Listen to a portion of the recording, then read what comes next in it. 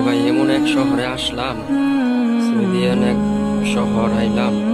এখানে আপনার একটু ঘুরতে বের হইলাম। ঘুরতে বের হইলেও আশেপাশে সৌদি মহিলারা দেখলেই ডাক দিয়া একটা না একটা কিছু ধরায় দেয়। এই যে দেখেন, এমন এক ভারী ব্যাগ আমাকে ধরায় দিছে, বলে নিয়ে যাও, এটা নিয়ে যাও।